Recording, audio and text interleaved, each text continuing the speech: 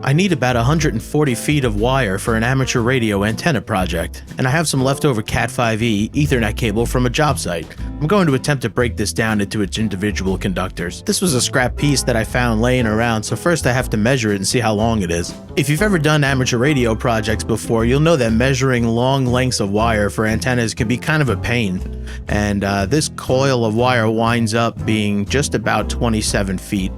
So Cat5e cable has 4 twisted pairs of solid 24 gauge copper wire conductors. I'm going to attempt to not only separate the twisted pairs from each other, but also separate the 2 individual conductors from each pair. The outer insulation jacket came off no problem. Just grab the conductors with one hand and the outer jacket with the other, pull them apart. It's that simple.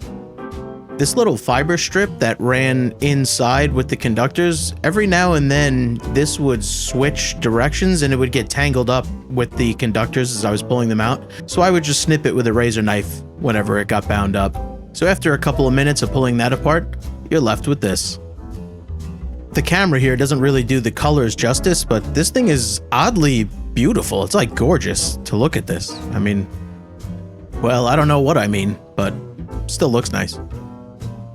So now at this point, when it came to separating the twisted pairs from each other, I didn't really have a plan, and I kind of just flopped around in the garage for about 10 minutes like a fish out of water, just, I don't know, pulling things different ways, flapping it around, spinning it, trying to get these things apart. My dog had a good idea, which was just to clamp one of the twisted pairs. So you can see I'm just clamping the brown and brown-white twisted pair down to the bench and just brute force yank the other pairs off of this one, and it actually worked. Now I have to get the individual conductors apart from the twisted pair, and my caveman brain is telling me, well, just yanking the twisted pairs apart worked, so why not we just try yanking one of the conductors off the other one? It did not work at all. It had so much friction between the two that I was just pulling the wires apart. What I decided to do was I split the 2 conductors from a twisted pair just enough to be able to tape them onto opposite sides of a spade bit.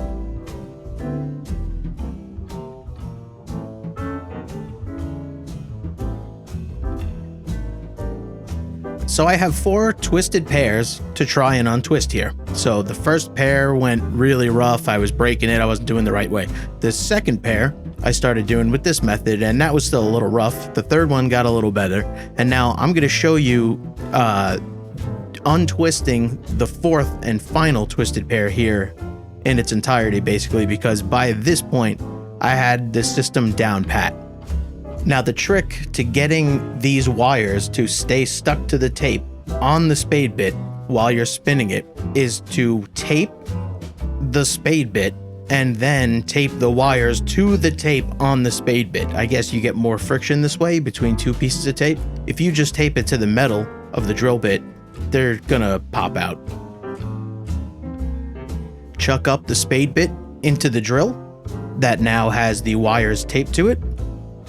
You step back a little bit, you get a little bit of tension on it, put it in high speed, and what I noticed was you have to pay attention to the wire, right? You're like looking down the barrel, as it were here. If you look down the wire, when you're spinning it, you're gonna notice a point where all of a sudden it goes from being like a neat straight line to it starts flopping around.